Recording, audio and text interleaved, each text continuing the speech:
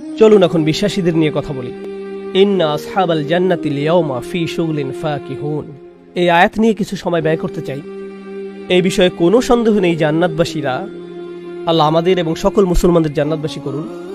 জান্নাতবাসীরা, জান্নাতীরা এই দিন ইন্না আসহাবাল জান্নাহ আল ইয়াওম, আজকে, শুগলিন ফাকিহুন, এই দিন জান্নাতীরা আনন্দে মশগুল থাকবে।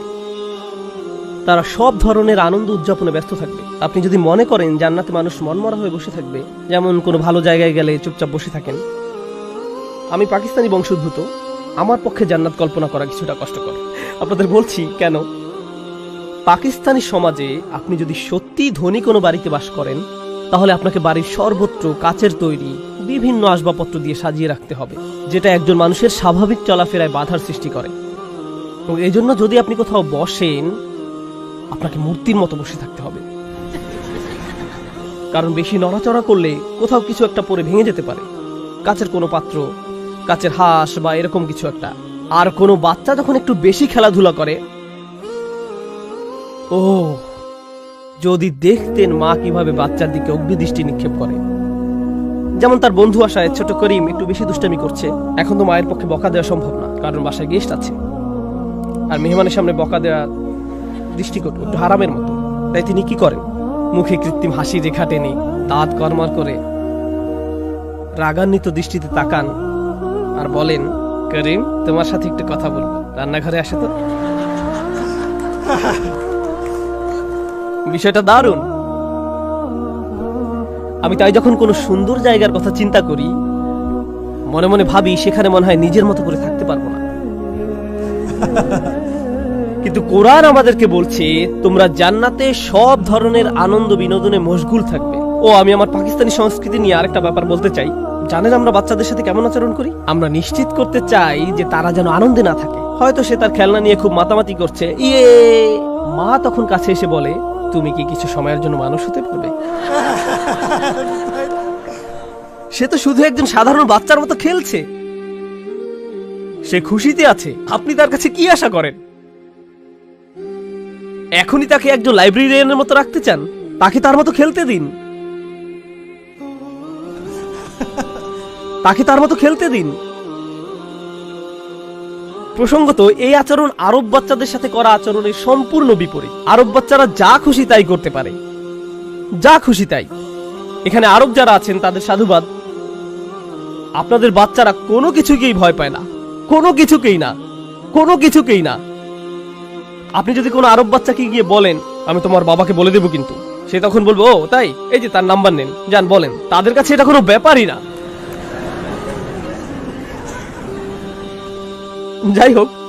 যাই হোক, আমাকে আসল আলোচনায় ফিরে আসতে হচ্ছে। এদিন জান্নাতীরা সব ধরনের আনন্দে মশগুল থাকবে। শুগলিন, ব্যস্ত কার্যকলাপে মেতে থাকবে, আড্ডা দিবে, ঘুরতে যাবে, এখানে পার্টি করছে, ওখানে খেলাধুলা করছে।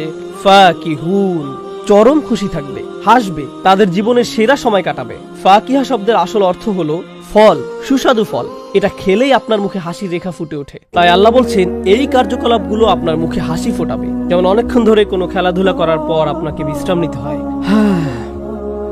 সেখানে এমন একটি কাজও থাকবে না যা করলে আপনি ক্লান্ত হয়ে যাবেন। এক পর্যায়ে আপনি ব্যাপারটা খুব উপভোগ করেছেন, কিন্তু তারপর আস্তে আস্তে নিস্তেজ হয়ে পড়ে। আপনি জানতেন না কখন থামবেন। না, অনেক হয়েছে, এবার আমাকে থামতে হবে। অথবা কোনো বৈঠকে আপনি অপেক্ষা করছেন কখন প্রথম ব্যক্তিটি বের হবে, কারণ আপনি সবার আগে চলে যাওয়া ব্যক্তিটি হতে চান না। তারপর যখন প্রথম ব্যক্তিটি বের হয়ে যায়, আপনি তখন বলে ওঠেন, আমাকেও যেতে হবে। কিন্তু জান্নাতে মানুষ শুধু পার্টি করতে থাকবে, আর তারা কখনোই বিরক্ত হবে না। শুধু সুখ আর সুখ।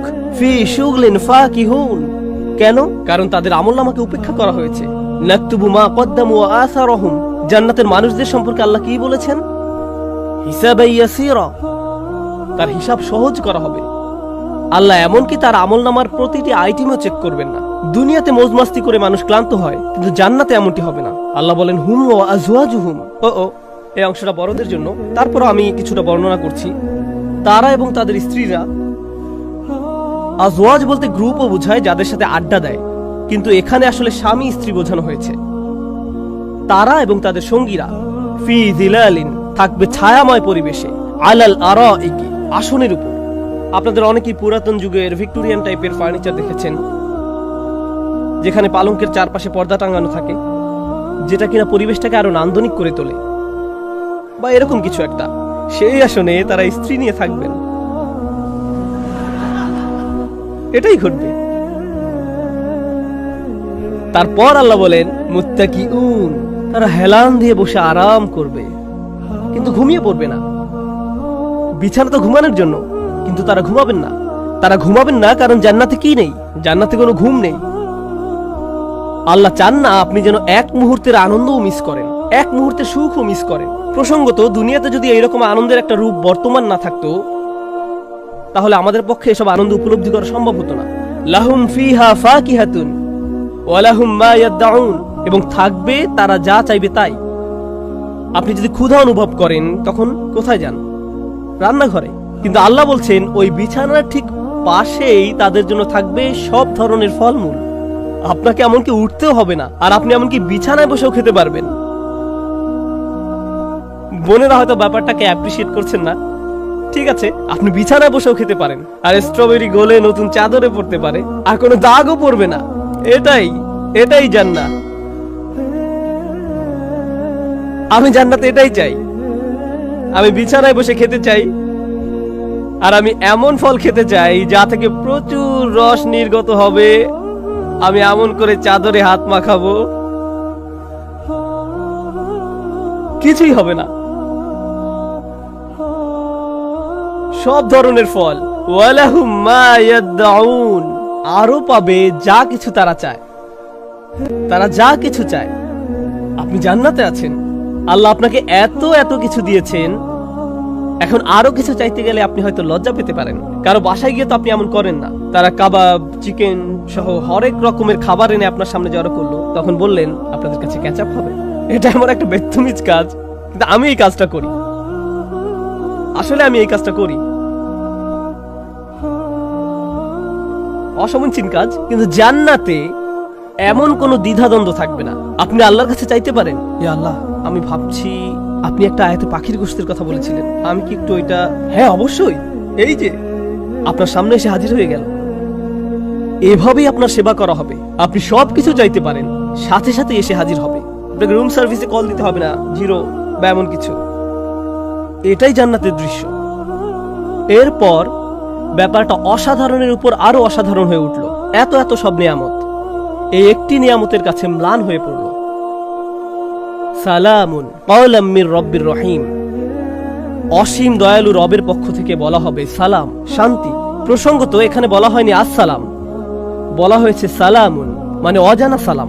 এই ধরনের অজানা সালাম জান্নাতে পৌঁছার আগ পর্যন্ত এই সালামের মর্ম বুঝবেন না। ক্বাওলাম মির রব্বির রহিম, এমন এক রবের কথা যিনি সর্বদা স্নেহশীল, দয়াময়। প্রসঙ্গত যারা জান্নাতে পৌঁছে গেছেন, আমরা এই সূরায় জান্নাত পাওয়ার যোগ্য কিছু মানুষের পরিচয় পেয়েছি। নবী রাসূলরা, তাদের কিছু অনুসারী যাকে হত্যা করা হয়েছিল, মনে আছে তাদের কথা? তারা কি সহজ জীবন পার করেছিলেন নাকি কঠিন জীবন? তাদেরকে অতিক্রম করতে হয়েছিল খুবই কঠিন এক জীবন। আর আল্লাহ বলছেন তিনি সব সময় ছিলেন রব্বিন রহিম, এমন এক রব যিনি সব সময় দয়ালু এবং স্নেহশীল ছিলেন। তিনি তাদের জন্য তাদের জীবনের সকল কঠিন সময়গুলোকে সহজ করে দিয়েছিলেন। এমনকি দুনিয়াতেও তিনি তাদের পথ সহজ করে দিয়েছিলেন।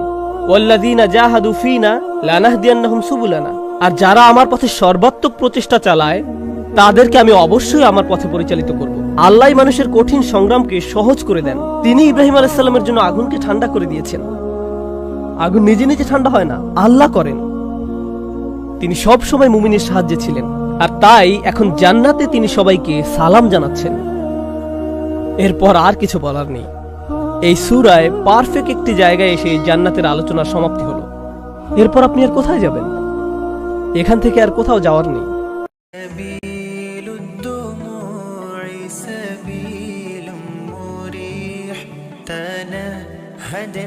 يا صاحي كي تستريح وابو